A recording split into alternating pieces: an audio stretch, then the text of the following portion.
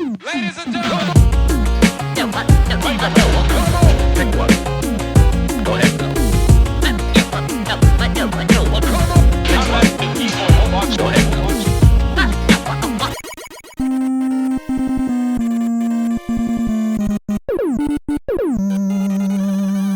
Oh my goodness! I took so long to choose my character that... Took a couple weeks, Rick. Yeah, you know, sometimes you really got to think hard about it, but I think I'm going to take Beautiful Joe and Frank West.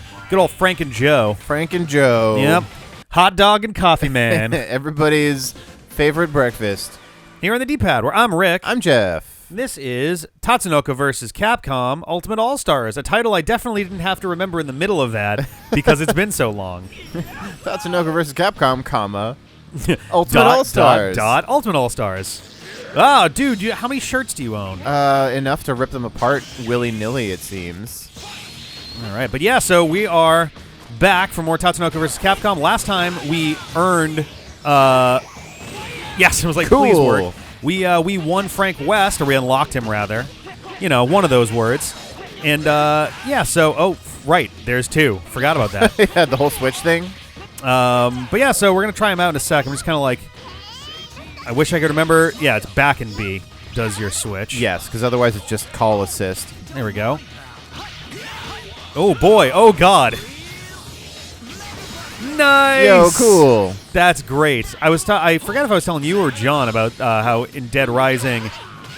So yeah, very early in the game, you can get. Oh, did I get them both? Yes, no, I did. I think Alex pieced out. I got a little damage on him. It looks like. Could be, yeah. But yeah, so you can. Oh, Jesus Christ.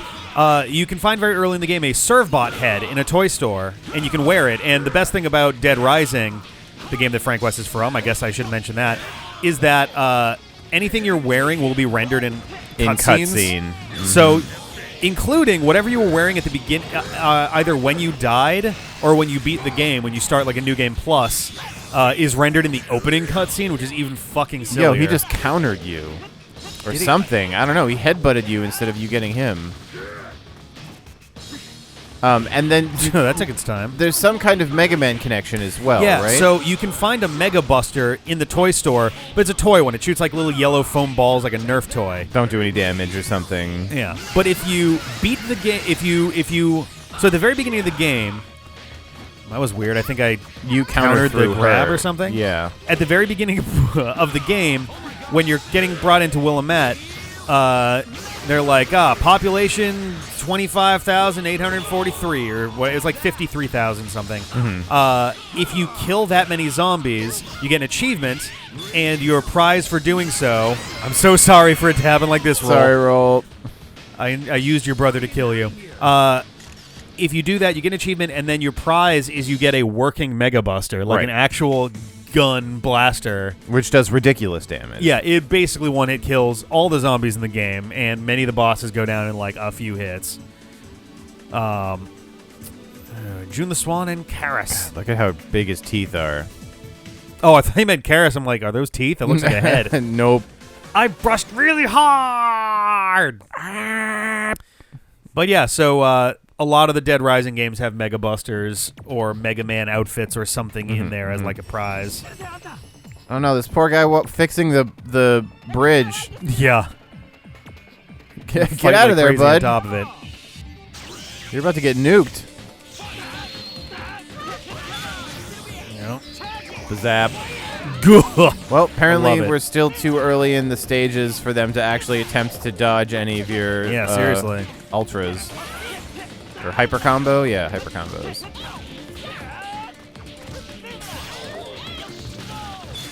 Nope. There we go. Oh, she did counter out of it. Apparently, you can counter that. Oop, didn't mean to use my Baroque, but I got it now, and it's gone already, so I don't know what happened there. That was the Baroque attack. Oh, all right, well. Is Karis just going to hang out the entire time? There he is. I was going to say, Jun the Swan, I don't want to tell you how to play your game, but, like, you probably should switch before you have no HP left. Probably a good idea. I'm digging Frank's like thing here. It's totally possible too. The unlockable characters are a little bit beefed up compared to the rest. Is that a zombie on the ground? It is. One of his attacks has a zombie attack from behind. as your attack, which is pretty neat. Nothing like Jill Valentine. Yeah, no.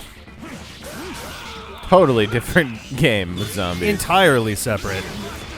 Bit unnecessary there, but whatever. You know what? You got the kill. So yeah, this time before we started up Tatsunoko, we were like, ooh. Hey, I was like, hey Rick, do you want to take like 5 minutes as I drink my coffee here just to like warm up in practice mode? Yep. And then by the end of it, Rick was like, okay, we're good. And this is like, I think it's going much smoother, even though you're playing than the last one was. Yeah, just because you got to brush the rust off. A little bit, yeah. 7 other different games, and this is a very, it's a kind of unique fighter. Exactly. The pacing and cadence of it. Ironically, with the two of these both having big fuck-off guns, I am not concerned at all about the Yami fight. And big old teeth. Yeah, big teeth. That's what Yami's afraid of. Because it doesn't have teeth, it only has a hand. No, that's why Yami loses to Okami. It has a hand and a ball. Amaterasu. Okami's the name of the game. Right. You know what my favorite character in Nintendo is? Super Metroid. Yeah, I love... He's my favorite robot. Yes. I'm pretty sure that Super Metroid is actually a woman. It's revealed at one of the end of the games. Samus Metroid. Oof! Oh, wow. That was good. Wow, 20 billion damage. Whoa, Frank. Cool. Okay. That's like a throw out of Dead or Alive or something. Ooh, there we go. That was actually really good. Beautiful Joe was in there. See, there you go. Even the game thought so. Yeah, very good. Very good. Beautiful Joe is in there getting kicks off. There we go. Oop. Fuck. Oh. That's not fair. You've got a big thing the whole time. Damn it, the zombie can attack us too. Fuck. He's not trained very well. Yeah, I guess not. Do you like big ass gun? There we go. I love big ass gun. Oh yeah, it can. Tekkaman can throw the spear, but then they have to recover it, I believe. Yeah. I do like that Frank's main super is like instant. There's no like, well, I got to charge it up first. Yes, it looks like just a good, easily usable super move. Yeah. You doing all right down there? Not anymore.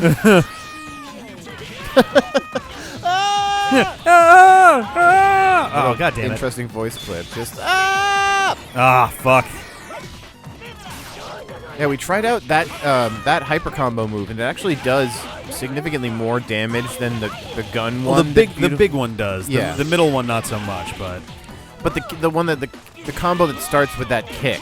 Oh yeah. But we've been like stopped on using it like a bunch of times in a row now.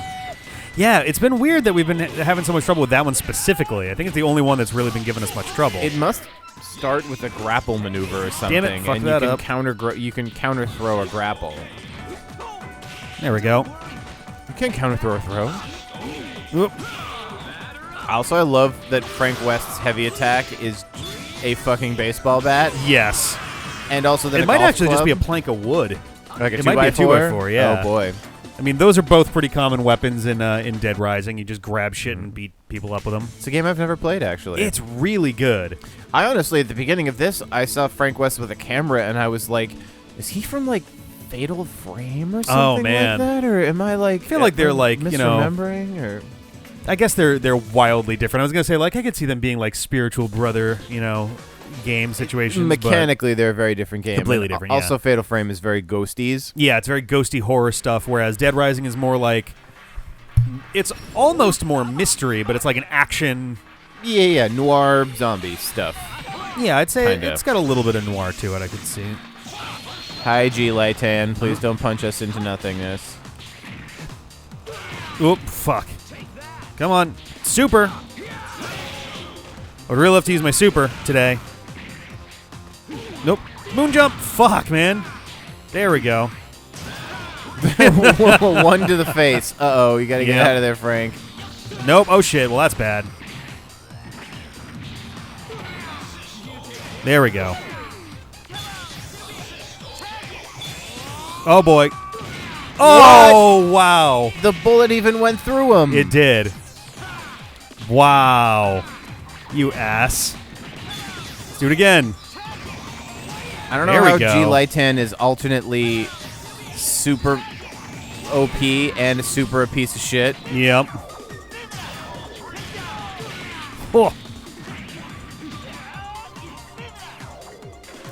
Oh, the button you use determines what angle it goes The direction? to. That makes okay. sense. That's kind of what We were trying to figure that out during practice before. That's bad. Yeah. Swoosh. No, god damn it. Frank, help! Poor Joe and his tiny No, legs. I hit back, you fucker.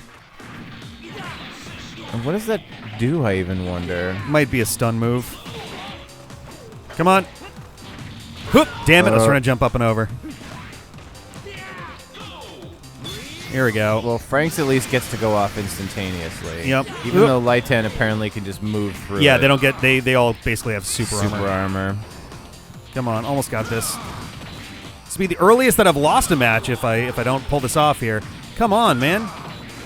There we go. Stomp. Fuck yeah, knee to the neck.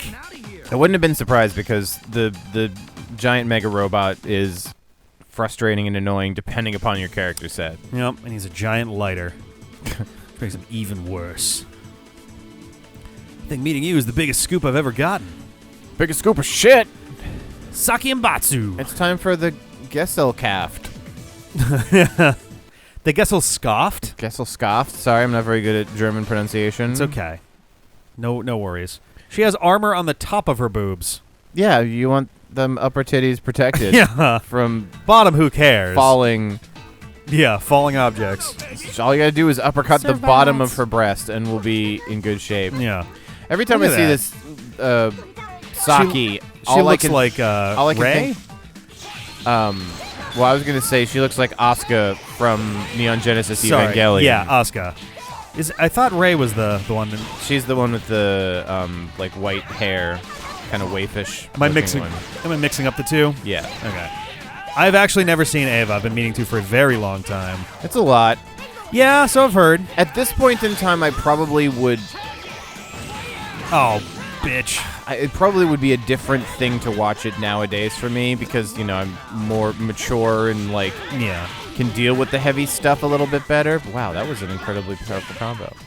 It's also like I feel like Ava, like almost in a sense, like it's not literally this, but they sort of, in many ways, invented deconstructionism for like, especially for anime, but like for a lot of popular media. I feel like Ava's like the epoch of exploring the medium, using the medium. Yes, like that. well, and it's obviously not the case across the board, and I'm sure if somebody's like very, very into retro anime, Yeah. they could be like, oh no, there was a series that was an exploration of what it means to be human and sacrifice and difficulty and pain and all those sorts of things in some other anime. But to me, Evangelion at least was the first anime that I saw that like didn't just have heavy themes, but like operated in them. Yeah. Like they were like dwelled there and really like Yes. sort of sits in its filth a little bit. Yeah, and there's moments where you're like, okay, this is gonna get better, right? And then it doesn't, Yeah. and you're like, oh boy, that actually happened. There we go. Yeah, I think it's a great series, but it's the kind of thing you want to watch at a time when you're in a good mood and feeling like watching something like where you have a buffer zone for positive and negative emotion. yeah, something feeling like watching something artistic instead of watching something that's a downer. Well, so relatedly, I guess I had been meaning to watch it because I had heard it come out, and the final episode came out on Friday, which is Invincible, which is based. It's an animated series based on a comic series. It's not really like a comic book to itself. It might at this point, but it didn't start out that way.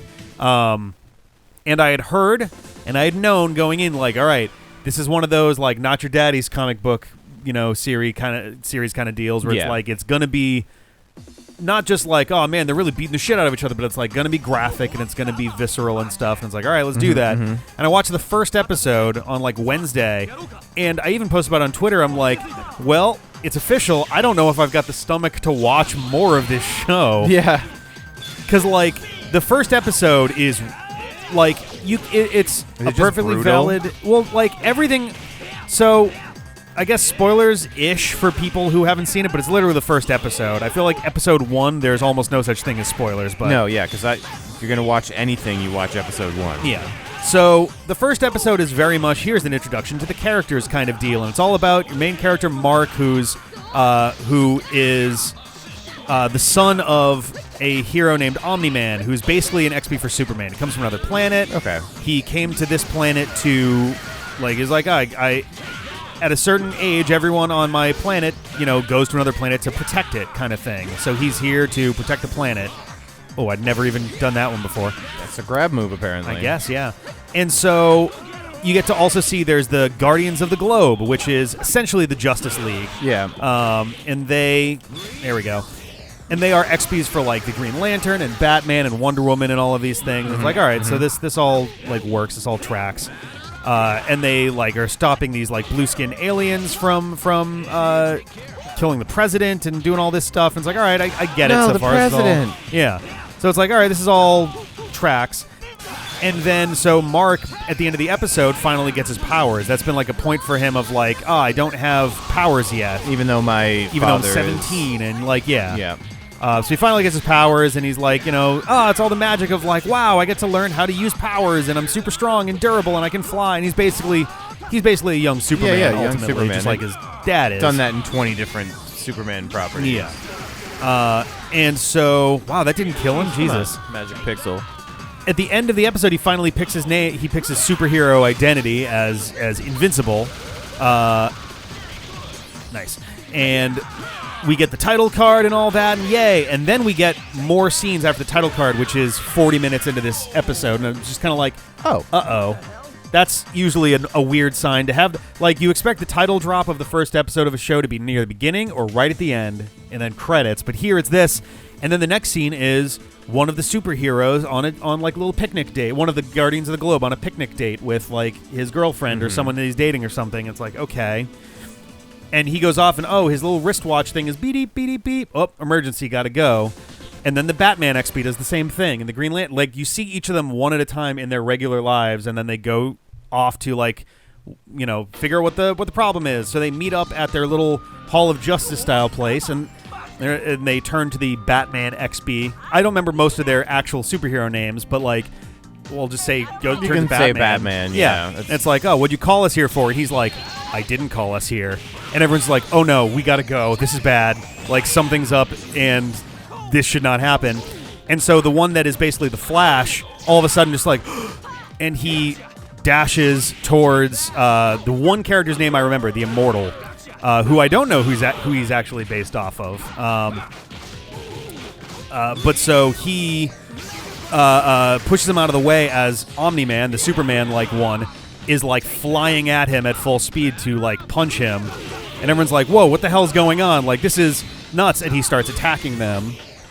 And they're all just like the shit out of them. Basically, yeah, they're all just kind of like, whoa, what the fuck is going on? So they're like fighting, and the art style is very reminiscent of the DC animated shows of the 90s. Whoa! Oh yeah. Okay. Yeah, man. So like they kind of do like 90s DC cartoon style fighting, and it's like, all right, so they're doing punches and things, but it's like it's landing more, and there's some blood, and there's like, we're punching really hard, and you're like, someone got a broken nose and all of this. Yeah. And the Flash character keeps making a point of pushing the other characters out of the way before Omni-Man can attack, which like makes sense. That would be a smart move for the fastest member of the team, so they don't die. Yeah.